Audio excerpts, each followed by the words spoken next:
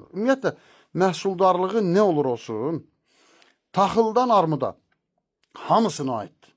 Bütün məhsuldarlığı, istehsalı, fotosintez məhsulu qəbul edirsənsə, o zaman həm akademik yanaşa bilirsən, həm də düzgün hesablamalar apara bilirsən. Həm də qarşısındakı hansı bitki olmasının fərqi olmur. Zaten bu başqa cür ola da bilməz. Məsələn, gilas meyvə üstündə 30-35 gün, 40 gün deyək ki, fotosintez edir. Yəni yaz gəldi, meyvə tutdurandan meyvəni yığana qədər 35-40 gün maksimum fotosintez edir və 15 ton məhsul verir. Şaftalı biraz daha çox fotosintez edir. Yəni 65 gün, 90 gün arasında bir fotosintez edir və məhsuldarlığı da 15 ton yox, 35, 40 ton, 50 ton məhsul verir. Alma isə 150 gündən 210 günün arasında fotosintez edir və nəticədə də 80 ton, 120 ton məhsul istehsal etmə imkanı olur. Yəni açıq aydın məhsuldarlığın fotosintezdən asılı olduğu bu nümunədə konkret görsənir. Qısa konkret desək, bir aya 1 hektardan, Azərbaycan üçün nəzərdə tuturam, bir aya 1 hektardan 1.6 tonla 2.2 tonun arasında quru maddə istehsal eləmək mümkündür. Bu taxıl da olsa, alma da olsa fərq eləməz. Məsələn, deyək ki, taxıl 3 ay aktiv fotosintez dövrü keçirdir də yazda. Və nəticədə belə deyək, ayda 1.6 tondan 3 aya 4.8 ton quru maddə istehsal edir və taxılın da quru maddəsi 78%-lə 85%-in arasındadır da təxminən. Bu da eləyir 5.6 tondan 6.5 tonun arasında məhsul istehsal eləmək mümkün olur. Yəni payızda vaxtında əkilən taxıl payız dövründə də bir 2 ay əlavə fotosintez etsə, bu məhsuldarlığı 10 tona qədər artıra bilir. Daha noyabr, dekabrda əkilən taxıl 5-6 tonu keçmək şansı yoxdur.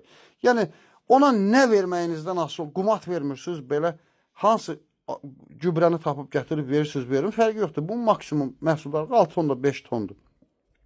Çünki bu məhsuldarlıq fotosintez məhsuldarlığı sayılır. Taxılda erkən əkinçiliyin mövzusunu mən ötən illərdə bir neçə dəfə paylaşmışam. Yəni bu mövzuda erkən əkinçilik, vaxtında əkilən əkin nə deməkdir, əldə olunan köklərin sayı və s. və ilə axır mövzuda geniş paylaşımı var. Yəni nəysə, mən demək istədiyim bu fotosintez mövzusuna toxunmağım, ümumiyyətlə bağda gübrələməliyim. Bu hesablamanın, yəni konkret olaraq sizin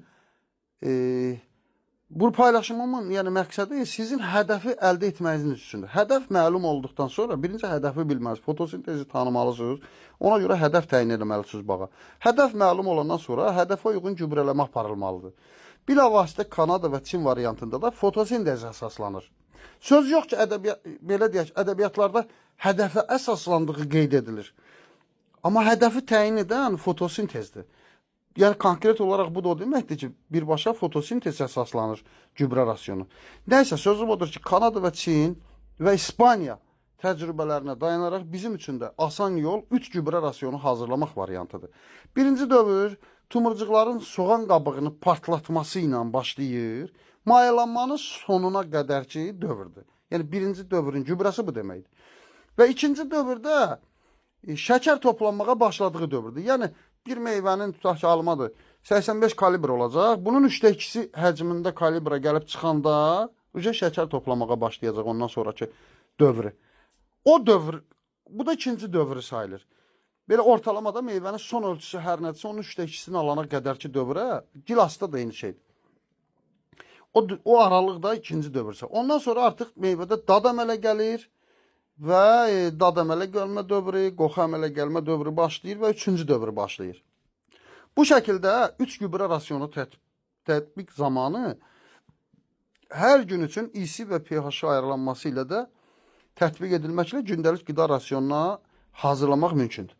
Yəni, əgər birinci rasionu 1 ton A bakı və 1 ton B bakı şəklində hazırlamışamsa və bunu sulama zamanı birinci suda, tutaq ki, hektara bir bakdan 40 litr istifadə etmişəmsə, ikinci suda 45 litr, üçüncü suda 50 litr və s. şəkildə, yəni, və yaxud da 5-5, yox, 2-2 litr artıra, yəni konkret olaraq günlük qida rasionu qurmaq mümkündür. Və yaxud da 0.10, əgər daha belə deyək, avadanlıqları tam olan, nə bilim, EC, pH metri filanı bəsməkanı olan təsərrüfatlarda da 0,7 EC-dən başlayırıq.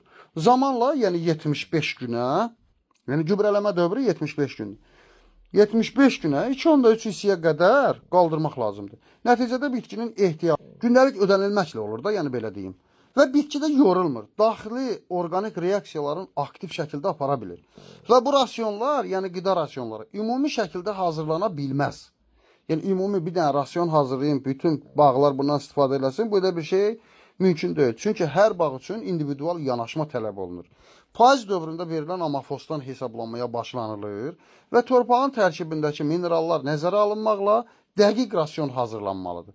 İlk öncə qeyd etdiyim kimi, bitkidə maksimum məhsuldarlıq və ya hədəf müəyyən edilməlidir. Daha sonra torpaq və su sıfır qəbul edilərək qida rasionu tərtib olunur və bundan sonra da torpaq və suyun real tərkibi nəzərə alınaraq düzəlişlər edilir.